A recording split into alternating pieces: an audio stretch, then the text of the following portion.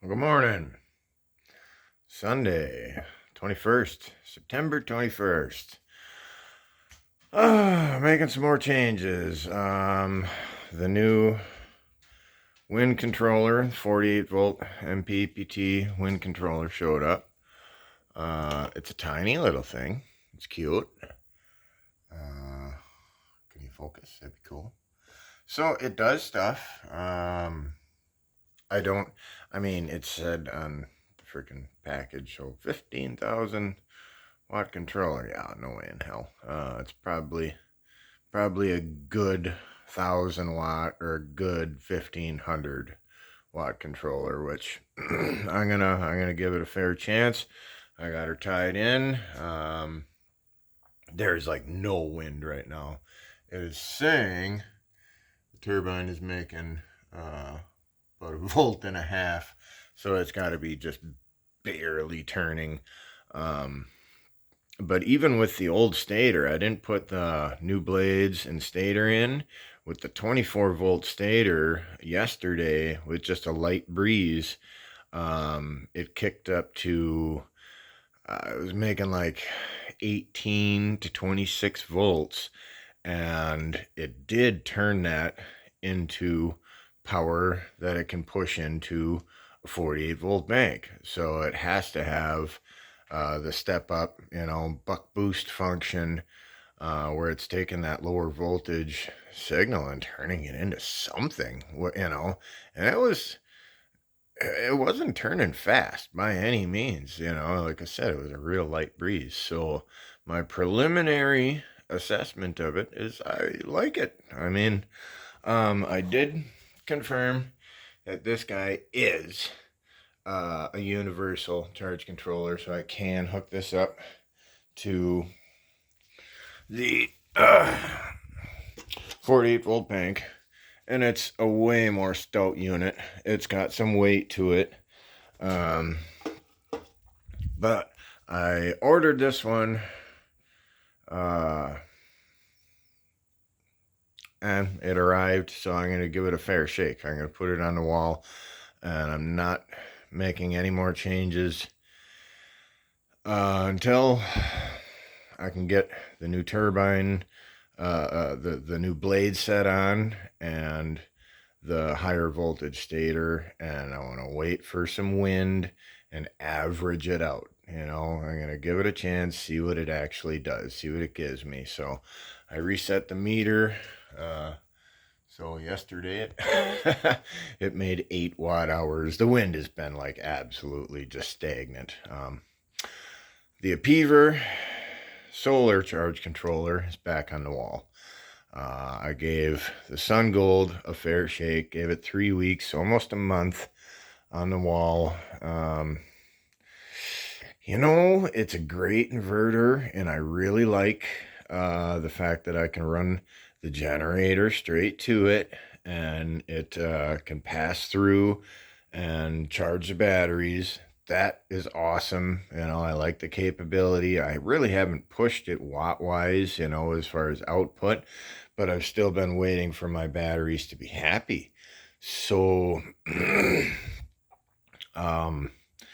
it had multiple sunny weeks, and it charged the batteries, but I don't think it did nearly as thorough of a job as the Appever did. So, and I was having issues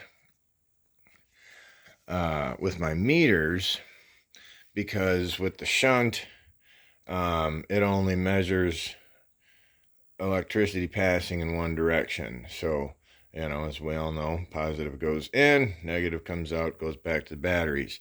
Well, when this thing is charging and running a load, running the house, I can't, it's pushing power into the batteries at the same time as using power, so I have no idea what it's actually using.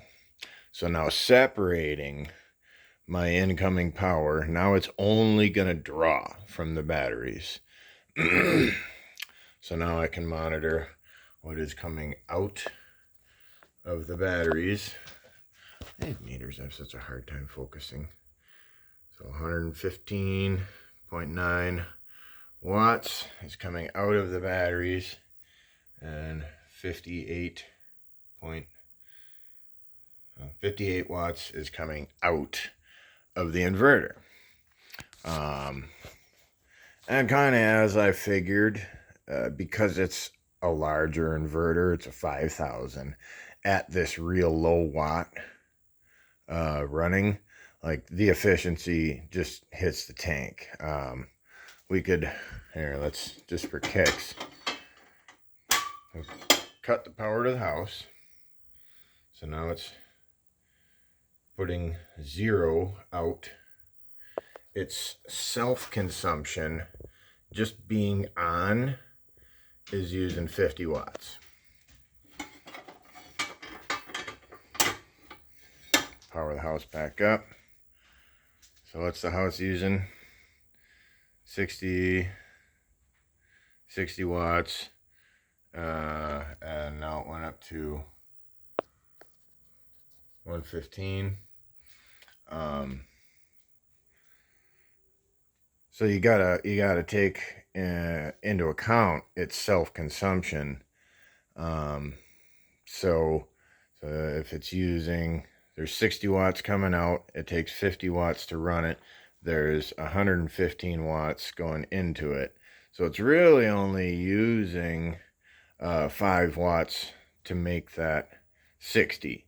So that's a decent efficiency rating. I know the math really doesn't work out that way, but there's more to it. At this low wattage, it's hard to calculate to give it a fair efficiency rating, because it's really not doing anything. It's just staying on.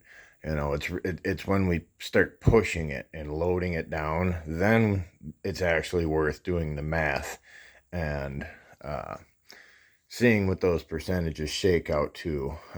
So I'm not doing load testing. I'm not going to torture test it yet. I'm still waiting for my batteries to get happy. That's what I've been holding off on. I got a pack of 2-gauge ring terminals. I'm going to go through the whole battery bank and get everything balanced properly. I've thrown together the 48 volt bank. I had to use kind of this and that to get it all hooked up, and that's it doesn't make an enormous difference, but it does make a difference to have it all paired with the same gauge, same hardware all the way across. You know, I've got some 00, I've got some 1. I want to universalize it all to 2-gauge. This is 4 or 6 or something. This is 10. Like, that's, I mean, in the grand scheme of things, the actual amperage that's passing from here to here is super low, because it is all balanced between the 3 different banks. But it's not properly balanced. So and I'm OCD, so just so I don't stay up at night losing sleep over it, I'm going 2-gauge all the way across with all the matching copper ring terminals, and there's a couple of them that are like tight. I forget which one it is. I don't know. Well, maybe not anymore. Oh yeah. This one is tight to the cap. So for opening it and servicing, adding water, I want to keep all that in mind. So I'm going to make all the cables short as possible while keeping maintenance easy as possible. All the ones going to and from the battery are equal length. So then now it's just a matter of getting all of my series bars standardized. And that'll make a big difference too. And I've got 4 more solar panels coming for the array that will complete the array for 20 100 watt panels, 2000 watts coming in. And I'm going to give it a little bit more time to rehab these batteries because they really haven't been happy since I put this all together. It has a solar charge controller. It takes power from the panels and puts it into the batteries. It didn't do a bad job, but I don't really think it did nearly as good of a job as the Immersion did. I like that you can run all your panels into a series and stuff super high DC voltage into it. It's kind of cool. It really makes everything easier. The Immersion has got DC limits. 150 volts is the max you can run to it. So I'd go back to a 4-part series parallel with the array. And that's fine. You know, with the 5 panels in series, it'll be 5, 5, 5, 5. You know, that's 100 and some odd volts each series, and then paralleled coming in, it'll be, you know, 100 and some odd volts, and get it right in its peak efficiency, you know, MPPT range. That's where this controller wants to be, and where it works real good and smooth. So I got a bunch of cleaning up to do. I gotta hang my meters up, and I'm gonna do something with all these wires for the meters, tuck that, pretty it up a little bit. But basically just checking up. There's really nothing to show today because it's a cloudy day and there's no wind. I'm just letting you know where we are today. When I come back with the power wall, wires will all be standardized. She'll be all cleaned up. And I'll, you know, wait until I get a nice windy day and we can see what this new wind controller does. And